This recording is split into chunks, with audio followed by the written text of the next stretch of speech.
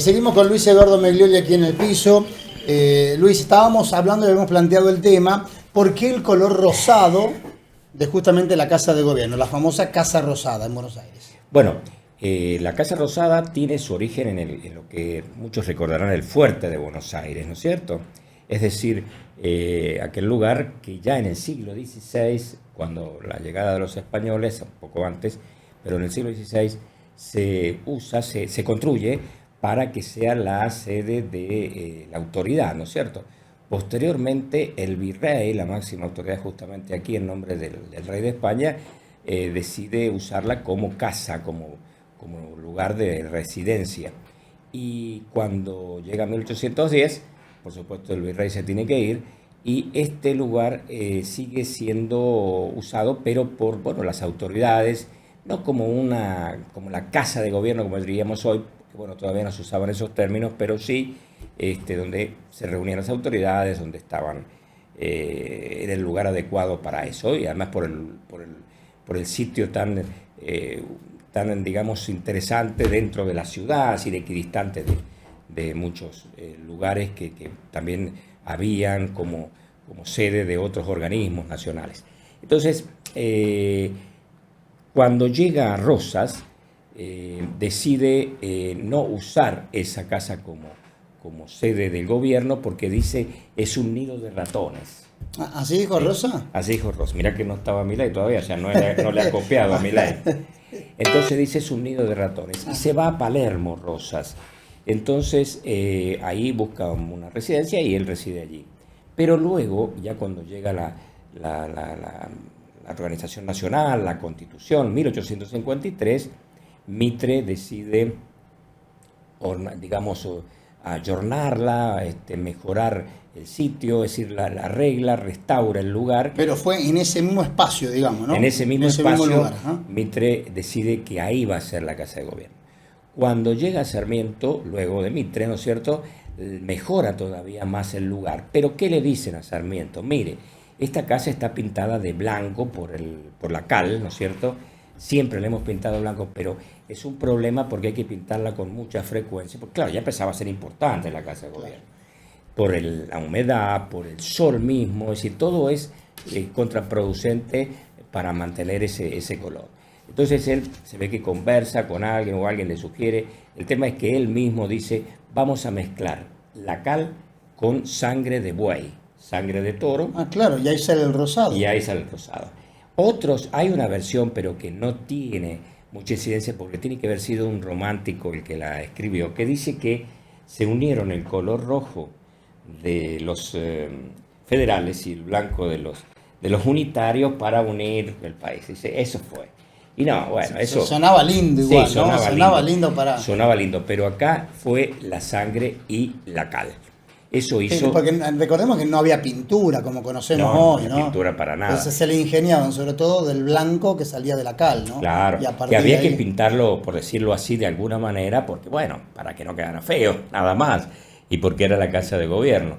Pero bueno, con Sarmiento surge este color y nunca más se dejó. ¿Nunca algún presidente, alguna persona decidió cambiarlo o propuso cambiar el color? Ningún antecedente, ninguna información, ningún trascendido, nada que diga que hubo una voluntad aparte ya es hasta nombre propio, ¿no? La Casa Rosada. La Casa Rosada como la Casa Blanca, ¿no es cierto? Claro. Bueno, pero en este caso también hay algo interesante, es que ya estaba la Casa Rosada, pintada de rosada, incluso bajo Sarmiento, y se construye el edificio de correo al lado, y luego cuando llega Avellaneda, el presidente que lo sustituye a Sarmiento, decide incorporar también ese edificio. Por lo tanto, hoy es un edificio enorme, grande, en función de las necesidades del lugar, y es mucho más grande todavía que cuando... ¿Te ha tocado visitarla, Luis Eduardo? Sí, alguna vez he tenido que ir, efectivamente, cuando estaba en Secretaría de Cultura. ¿Cómo es por dentro?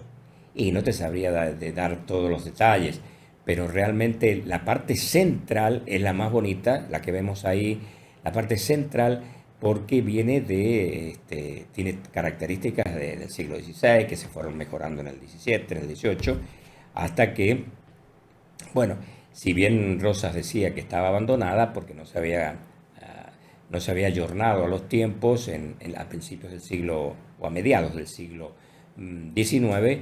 Luego sí, ¿no es cierto? Bueno, ¿cuáles son las necesidades de esta casa? Se mantuvo la estructura antigua, ¿no es cierto?, en su interior, pero se amplió, ¿no? Claro, inclusive en esa imagen que veíamos con anterioridad se ve algo de diferente a lo de ahora, ¿no? Me parece que la cúpula no es la misma. Sí. Y la veo un poco más baja de los costados. Ahí hay un busto de Sarmiento. El interior debe tener una historia riquísima, ¿no? Para recorrerlo y ver. Claro, porque cada presidente ha dejado su... Esa es la cúpula que te su digo, impronta, Eduardo, sí, ¿no? sí. Cada presidente ha dejado su impronta en su interior y eso se mantiene, se respeta, ¿no es cierto? Así que los presidentes, sobre todo democráticos o a partir de 1853, ¿no? Ujú. Así que ese es el color que... Y fíjate que no hay ninguna casa de gobierno que se sepa en el resto del mundo pintado con este color. Generalmente son grises, son negras, son colores así muy formales, ¿no es cierto? Pero no... quizá la Casa Rosada es la más, no sé, más audaz, ¿no? Sí, sí. Porque, Porque claro, aparte hoy sí se usa mucho el rosado, pero en alguna época fue hasta tabú el rosado, ¿no? sí, Y hoy todo es rosa, ¿no? O mucho, hasta camisetas de fútbol hoy aparecen rosadas, ¿no? y fíjate que cuando se enteran muchos ciudadanos de Buenos Aires del origen de este color, bueno, también repiten la experiencia y mezclan la cal con sangre de animal y pintan también sus casas, Mira, ¿no? nunca había escuchado eso, Luis Eduardo. Sí. Y que la decisión la había tomado Sarmiento mientras era presidente. Mirá qué bien. Así es. Porque es un lugar histórico. Cuando uno va a la capital federal, no puede dejar de pasar por la puerta de la Casa Rosada, el Congreso, que aparte están todos en la zona. Y en esa zona que quedó tan linda ahí de Puerto Madero, también al lado, ¿no? Claro, claro. Muy turístico, muy turístico. ¿Eso habrá sido de la construcción? Porque se ve el techo, o habrá sido los primeros años, ¿no?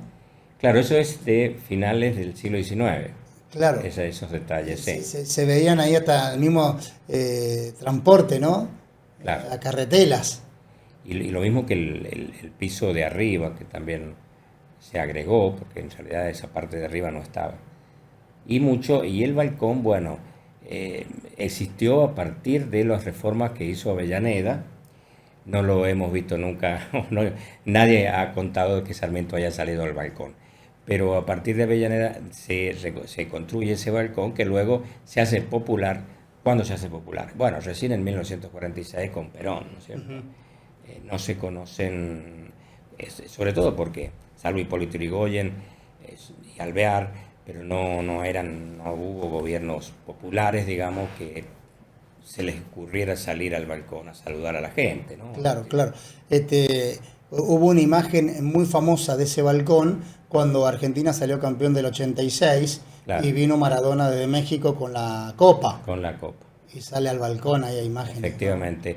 Quizás fue una de Cosa las... que no quiso hacer Messi en su última copa, ¿no? Le propusieron ir al balcón. Sí, le propusieron. Bueno, no fue a la Casa de Gobierno, no fue... Le preguntaron a Messi y al plantel en general, pero la última palabra la tenía Messi y fue medio unánime, no querían politizar la historia. Claro, más que el balcón no quería No era una cuestión de balcón, era una cuestión Sí, de del política, presidente, ¿no? pero Claro. de todas maneras, con Maradona de alguna manera se inaugura la serie de personajes no de gobierno que salen al balcón a saludar, ¿no es cierto? Además de los otros que vinieron después. Bueno, muchas gracias, Luis Eduardo. ¿Qué salen en tu programación? ¿Tenés varios programas ya grabados? Sí, bueno, ¿Algunos que nos puedas adelantar? mañana tenemos el nuevo, el martes a las 21, los martes a las 21 se estrena, como decimos, por semana. Tenemos, por ejemplo, bueno, la historia del dique de Uyum, por ejemplo, en el sentido de que hubo allí debajo del dique 1.500 familias, de los cuales solo hay un descendiente de esas familias que vive actualmente y que cuenta aquella historia triste de ellos cuando tuvieron que abandonar el lugar por la construcción.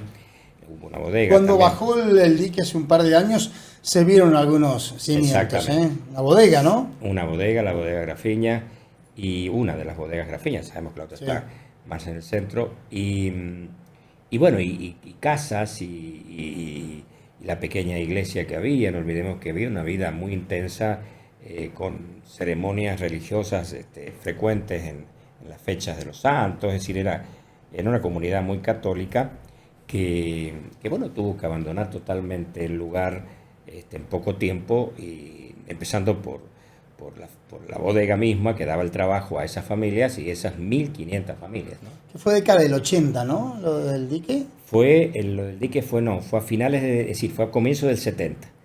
Pero ¿La construcción? la construcción finales de los 60. Es que fue larga la construcción, sí. Terminó inaugurándola Gómez Centurión, inaugurándola en realidad no Gómez Centurión, sí, Gómez Centurión, pero bajo una dictadura, cuando él era gobernador de facto, ¿no?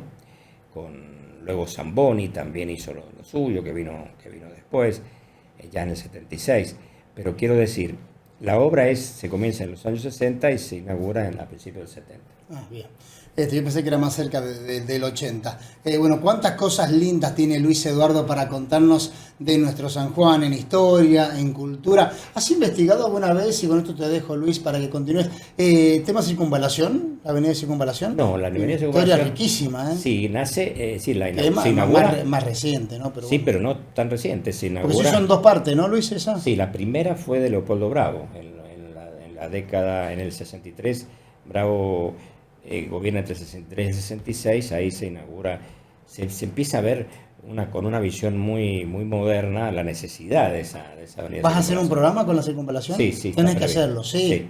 Porque ahí hubo también terreno que, bueno, el Estado tuvo que expropiar para poder lograr el anillo, ¿no? Sí, bastante complejo fue eso, porque, bueno, las expropiaciones caían en cualquier parte, porque dependía del diseño que los arquitectos habían hecho para facilitar, para que se justificara. Claro, hasta lugares del Estado. Sí, también lugares del Estado, efectivamente. Fíjese, la Escuela de Enología quedó partida al medio. Porque donde está Casa de Gobierno hoy, eso era parte de la Escuela de Enología, que terminaba ya en el Libertador. Y seguía hasta la calle Col, prácticamente. Claro, pero de todas maneras eso no tiene que ver mucho con la circunvalación, sino con... No, digo, donde pasa la Circunvalación, sí. Eso era parte de la Escuela de Enología. Sí, esa parte. Ahí lo cortan al medio de la Escuela de Enología. Y queda trunca ahí. Y queda. Entonces, para un lado, la parte de donde hacen la práctica los alumnos, y la otra la parte teórica, que después va la Casa de Gobierno, que está en la Libertador. Lo que digo es terrenos del Estado y también muchas cuestiones privadas, ¿no? Porque hubieron casas, fincas que... Muchos casos que bueno, se discutió, se tardó mucho en discutir la expropiación. Yo recuerdo, Luis Eduardo era pequeño, y con mi papá subíamos a la Circunvalación y era una suerte de herradura, o era un medio círculo, ¿no? Y después se culminó la otra mitad. Claro, efectivamente se amplió después.